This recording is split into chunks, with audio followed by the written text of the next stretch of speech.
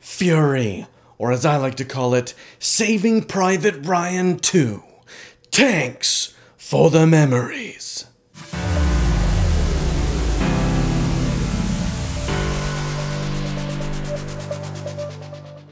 Fury is directed by David Ayer, and it stars Brad Pitt, Logan Lerman, Shia LaBeouf, Michael Peña, and Jon Bernthal.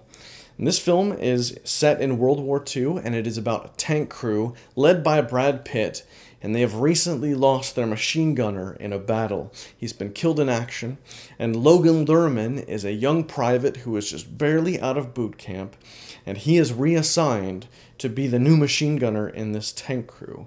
The rest of the film is about how these guys acclimate to one another, these hardened men that have seen all kinds of terrible things together, meanwhile having to deal with Logan Lerman's character, Norman, who has seen nothing and is naive and is having trouble coming to terms with the things he may be forced to do in the middle of this war.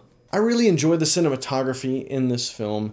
It's a lot of grays and muted tones, and I thought it looked great.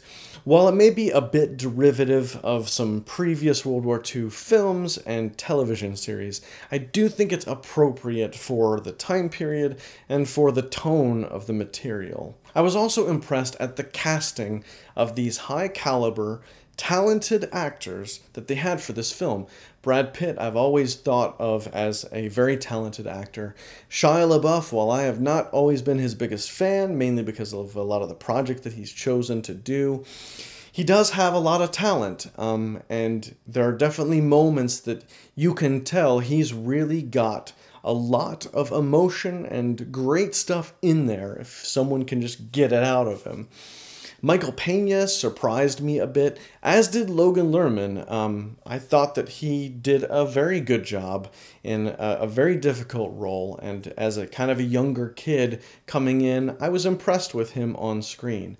Jon Bernthal I've seen in The Walking Dead. I've always thought that he's a very, very good actor. And again, the talent level that he has was great to see in this film. However, there is a bit of a problem, because this film never really allows us to get any deeper than a surface level with any of these guys. Here we are, we've got all these different distinct personalities, and yet I don't really feel like I know any of them.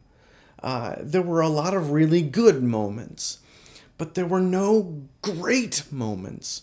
You know, films like Saving Private Ryan and many other films, what they do really well is they allow you to connect with these characters on a deeper level. You get moments where you understand their backstory and you feel like you get them a little bit more and you identify with them. That didn't happen in this film. There were even specific moments where individuals would surprise you with something that they knew or something that they did, and you'd go, oh, all right, maybe we're going to get some insight into this person. And then nothing. It's just let go. And that was extremely frustrating to me as a viewer. So I started to ask myself why that would be the case.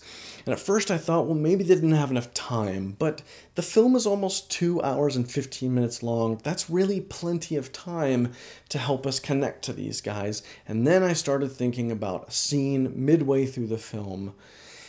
This scene is incredibly drawn out, and while there are many parts to it, and there are some very good parts, there are some very emotional scenes within this section, as a whole, it doesn't really further the main point of the story, and in that way, I felt like it got in the way. I wanted to know more about these guys and their connection to one another, and because we spent so long in this other scene, I felt like we didn't have enough time to get there. That was my biggest problem with the film. On top of that, much of the dialogue didn't quite work. There were times where there were decisions made and things said that were kind of unclear, and I found myself looking at the screen saying, why doesn't he just tell them why?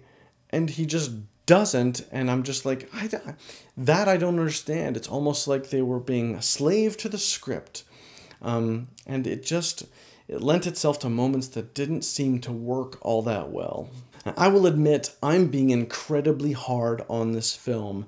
It's a very, very good film, and there are many, many good scenes, and there's a lot to like. For me, I just felt like there was so much potential here, and when I feel like they had the possibility for greatness and they missed it, it's just frustrating, and it brought down the experience a lot for me. I was rooting for this film the entire time, and I felt like I was a bit let down. I'm going to give it a 4 out of 5. While I was disappointed, as I said before, this is still a really good film. There's a lot of really emotional performances, and there's a lot of really good stuff there. I think if you go into it not expecting it to be a Saving Private Ryan, I think you'll probably enjoy it. So have you seen this film? What did you think about it? And what's your favorite World War II movie or miniseries? Leave a comment below and let's talk about it. And as always, click right here if you like what you see, and subscribe to even more of me.